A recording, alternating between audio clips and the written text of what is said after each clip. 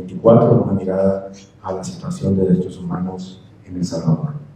Es importante tener en cuenta que este informe de derechos humanos, como ya lo ha dicho Gabriela antes, busca ser una fuente de información y de consulta para quienes quieren conocer, documentarse, informarse sobre esta dimensión tan fundamental de nuestra realidad. Por otra parte, también hay que tener en cuenta que es un documento, digamos, con mucha información, contiene 97 gráficas, 10 tablas, 9 ilustraciones, es decir, hay una amplia información sobre el estado de los derechos humanos en El Salvador y que corresponden pues, al año 2024, pero que es el fruto de un esfuerzo por documentar, por mostrar de forma ordenada, sistematizada, toda la información recabada y procesada por el OUDH. Estos resultados provienen de una ardua labor de búsqueda de información. Quienes hacemos investigación sabemos muy bien lo difícil que resulta en condiciones normales hacer investigación, y ahora en condiciones como en las que nos encontramos, pues todavía representa un reto mucho más fuerte. Esto de buscar información, de identificar fuentes, de contrastar y constatar datos para hacer una descripción y un análisis de la realidad de manera fundamental. También rápidamente, porque ya lo ha mencionado Gabriela, es importante tener en cuenta que este informe se ha tenido que trabajar, digamos, como parte de una labor compleja y arriesgada porque se hace en un contexto adverso, un año como ya se ha señalado, el 2024, con sus particularidades que han hecho de esta labor una labor sumamente difícil, ¿no?, de realizar.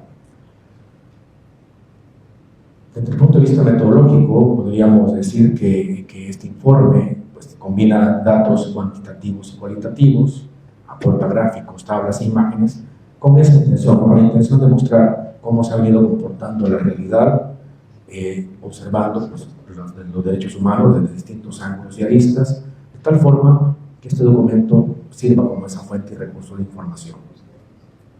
Y sobre todo porque buscamos que estos aportes y las propuestas que del informe puedan surgir sean retomadas por el Estado, pero también por la sociedad civil.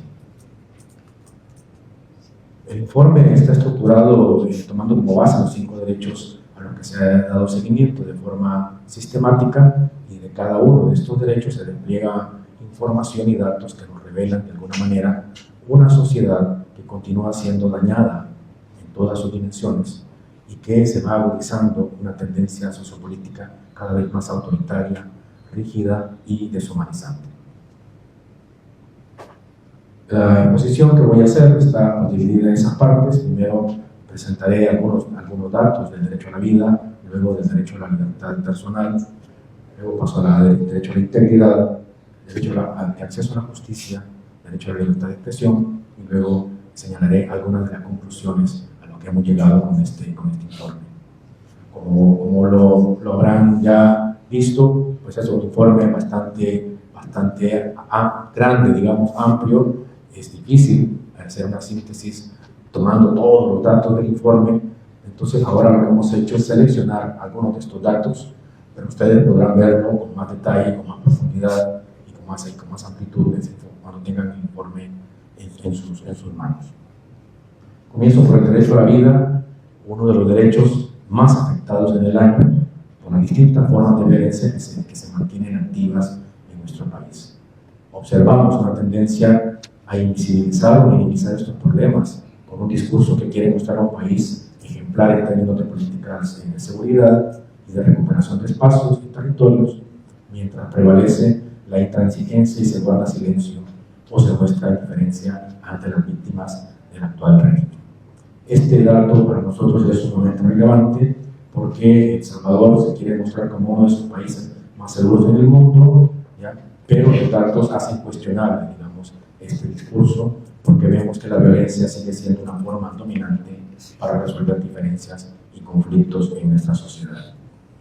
Los datos nos indican que en las juventudes el género y la condición socioeconómica se han convertido en situaciones de mucha vulnerabilidad en este marco de intransigencia y de autoritarismo. observamos una tendencia, una situación persistente de intolerancia, de incapacidad para el diálogo y de autoritarismo. Un ambiente social en el que distintas formas de violencia parece que se van reforzando.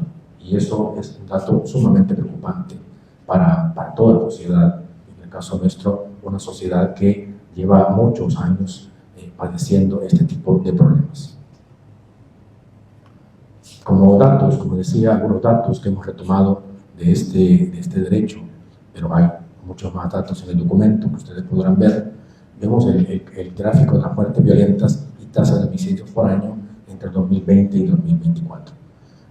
Y aquí, en este gráfico, lo que observamos pues, es el comportamiento de las muertes violentas en el país en los últimos 5 años, y que la tendencia contrarresta en cierta medida esa narrativa que atribuye la reducción de homicidios exclusivamente al régimen de excepción, cuando la realidad es que los homicidios ya demostraban una tendencia a la baja, pero evidentemente hay, digamos, una caída en el gráfico muy fuerte a partir del año, sobre todo el año 2022, pero digamos es una tendencia que ya se venía observando, y por eso hay que ver con mucho cuidado, digamos, estos datos y sobre todo estos discursos que se suelen construir para justificar un régimen de excepción, que como ya lo hemos visto y lo seguiremos observando, sigue dañando a la sociedad en muchos sentidos.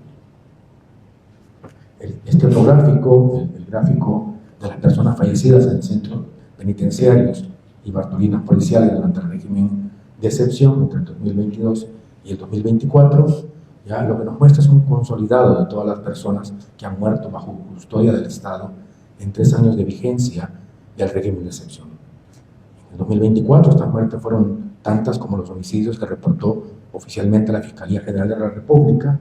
Creo que es importante observar, sobre todo llama mucho la atención, por supuesto, el año 2023 con esa cantidad de personas fallecidas, pero en 2024, digamos, aunque baja, pero sigue siendo un número, digamos, preocupante, ¿no? En ese sentido.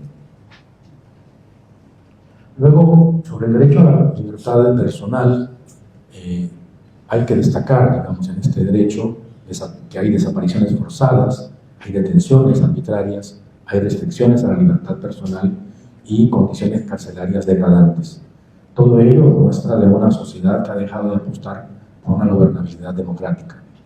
Las desapariciones forzadas suceden sin que el Estado actúe e investigue, digamos, a fondo esta problemática.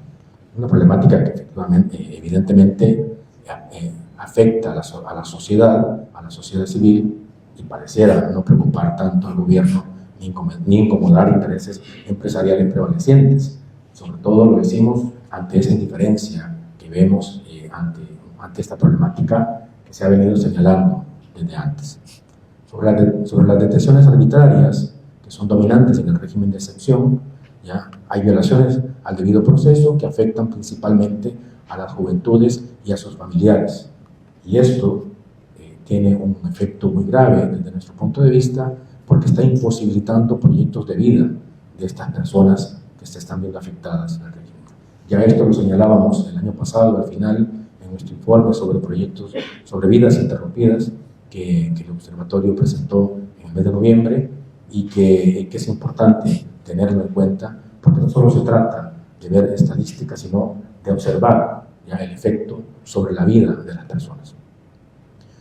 Sobre las restricciones a la libertad personal, tienen relación directa con un proceso acelerado de militarización de la seguridad pública. Esto es un dato importante, porque ciertamente la seguridad pública se ha convertido en un tema de mucha importancia, de mucho peso nacional e internacional.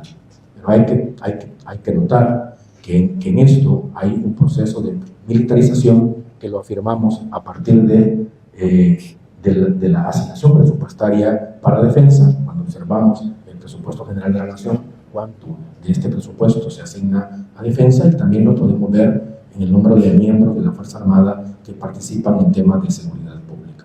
Esos datos para nosotros son los que nos llevan a afirmar este proceso de militarización que también al cual debemos ponerle atención. Como datos, para simplificar un poco sobre esto, tenemos este gráfico de los hechos violatorios y presuntos responsables según denuncias registradas por la Procuraduría para la Defensa de los Derechos Humanos en el año 2024, y estamos ante un problema que, como podemos verlo ahí, no está siendo investigado, que más bien parece que hay un interés por minimizarlo o por ocultarlo de alguna manera, para no generar ya malestares en torno a esta situación. En cuanto al número de detenciones mensuales reportadas por la Asamblea Legislativa entre marzo de 2022 y diciembre de 2024, vemos en ese gráfico que hay una tendencia creciente. Es decir, mes a mes y año con año se van sumando detenciones que van haciendo que este registro aumente dramáticamente. Y por otra parte, en este gráfico comparativo entre la capacidad de alojamiento y población penitenciaria para 2024, lo que vemos pues, también es un comportamiento preocupante. Lo que vemos es un comportamiento preocupante, sobre todo porque el número de detenciones se mantiene en aumento, mientras que la capacidad del sistema carcelario pues, sigue siendo insuficiente, deficiente e inapropiada.